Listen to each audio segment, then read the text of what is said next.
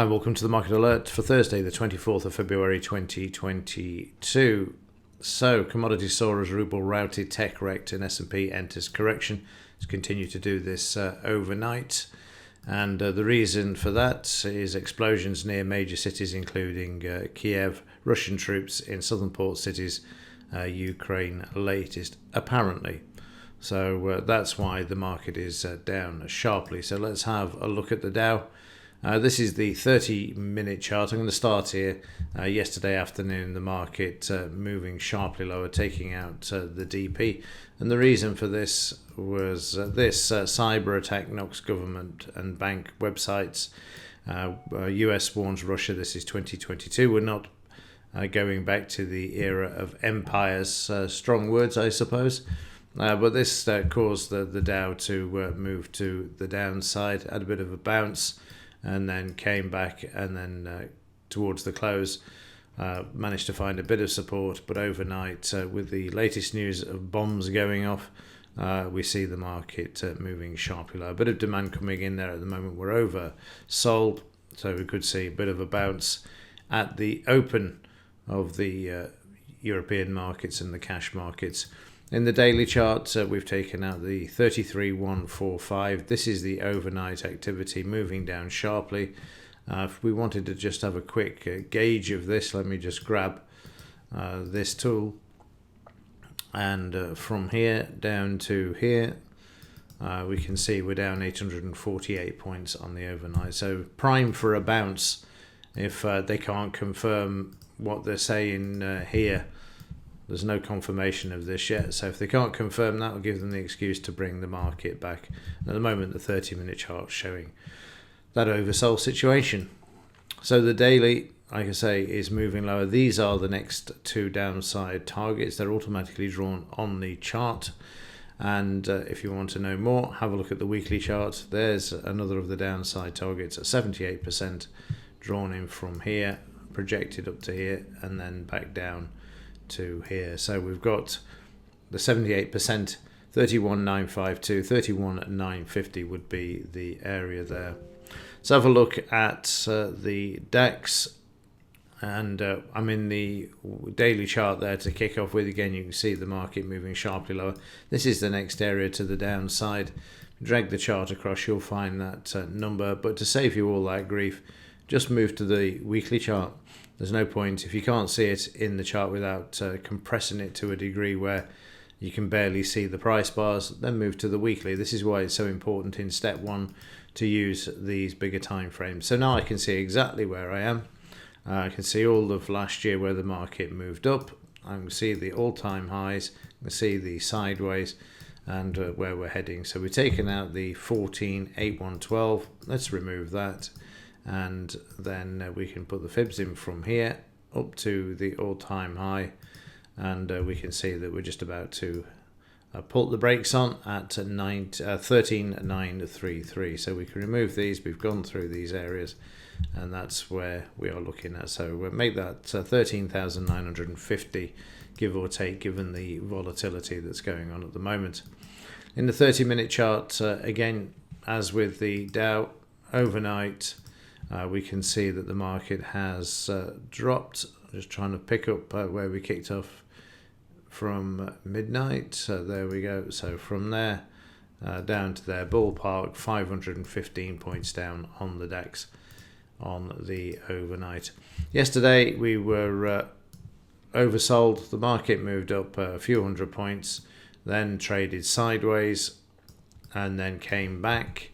So we had a bit of a retracement there to 78% before the market followed the Dow to the downside and then bounced off the DP for yesterday before then moving down overnight following the Dow.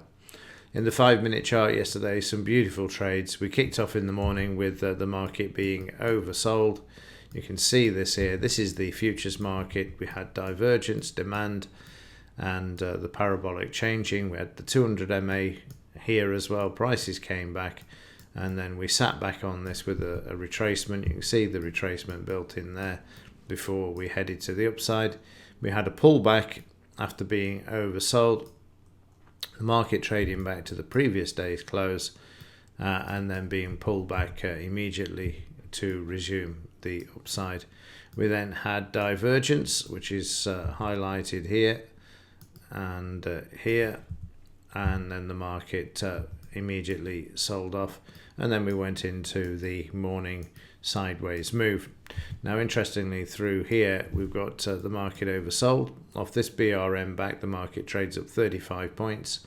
So we go up, we come back down. You can see that 78.89, and then to resume the down move, we trade to the 20 bar moving average, which I'll just take that out from here back to here.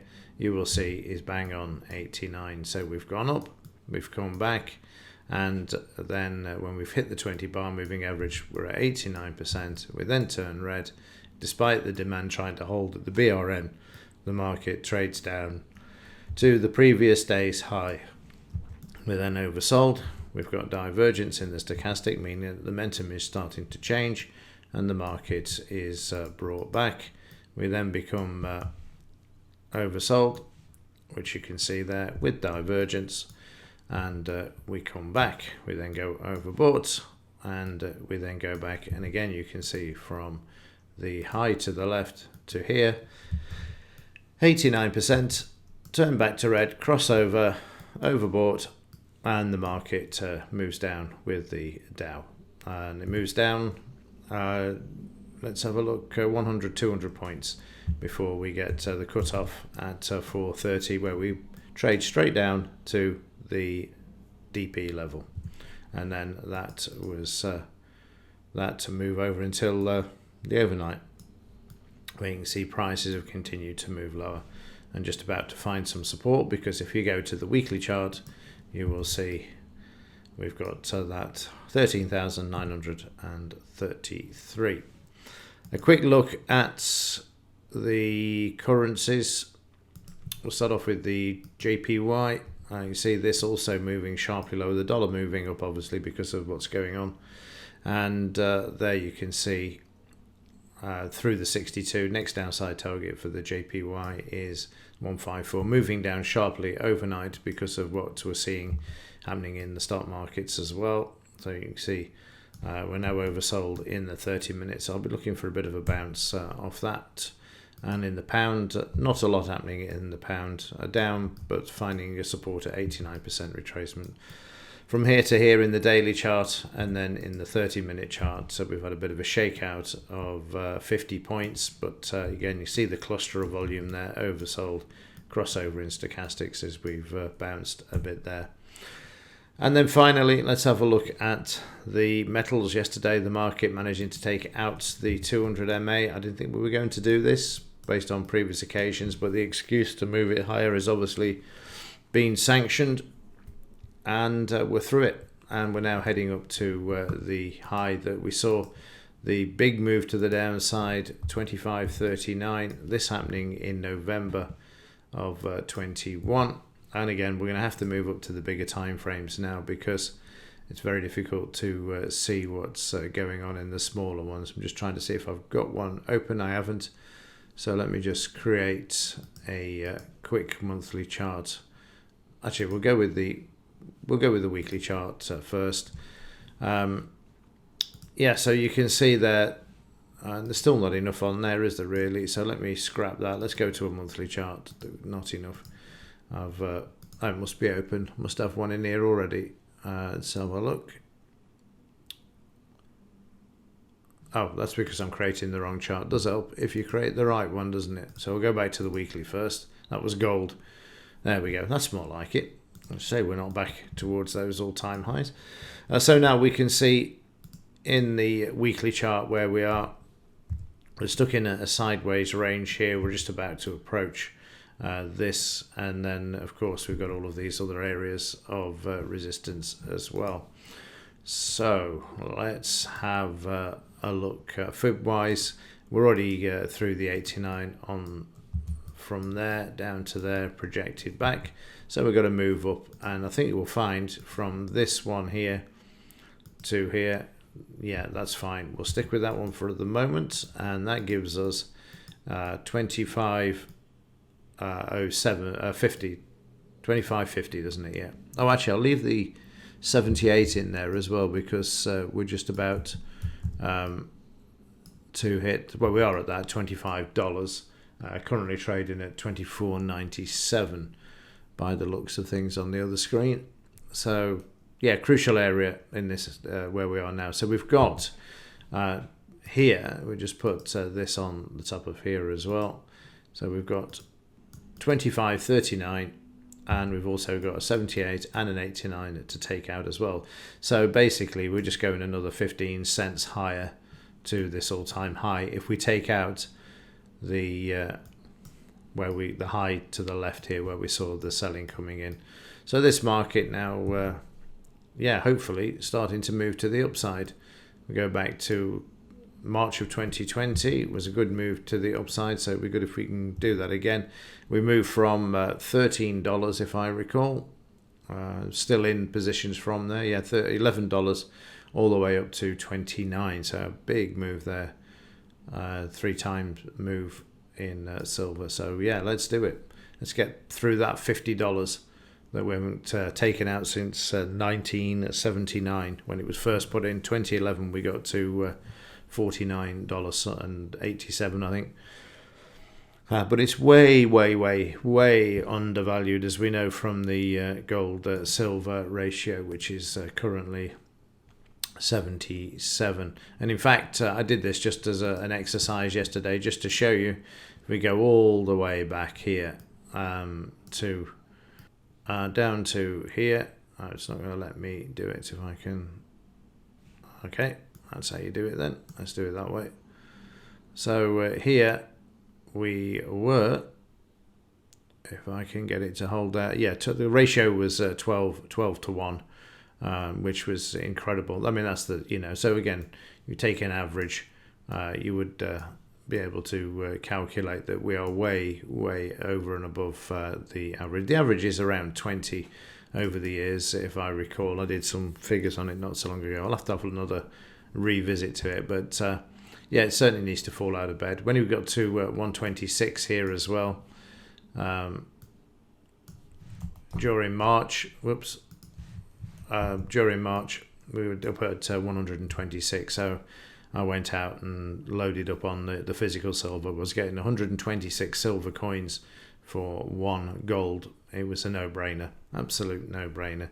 And they've all gone up in value since then as well, because it was only $13 an ounce as well at the time. Okay, that's the metals. Let's have a quick look at what's going on in crude oil, because this has spiked above $102 per barrel. The figures being touted around are $200 per barrel, but don't get too excited, because we've got to take out 144 first before we get anywhere near that level. Here's the monthly chart of crude oil. You can see that over here will be the $144. Oh, it's 127. We've got further to go back here.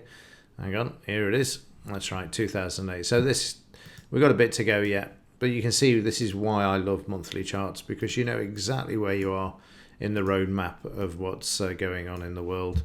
So we've gone through 78 now in the monthly chart, 89's on the next target, then we're getting into, we're going to have some more 89's in between this, but 127 and 148, not 144. It depends which contract and continuous, or whether it's synthetic contract you look at to determine that. But $148 per barrel is the target for this, and that's going to really impact on inflation, isn't it? Which is going to be good for metals.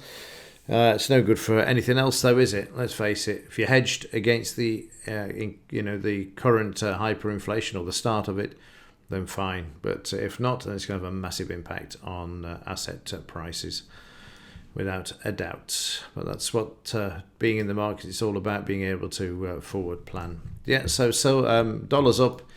And you can see why the yen was down now, because the US dollar bouncing on the overnight, but also the metals going up now as well. So the fact that this so-called bombing campaign has started is why you're seeing this. However, I expect some of this to come in the next few days and weeks. Okay, that will do it for this one. I've gone on long enough. A lot happening. Let's see what happens at the Open. So as ever, thanks for watching. See you in the next.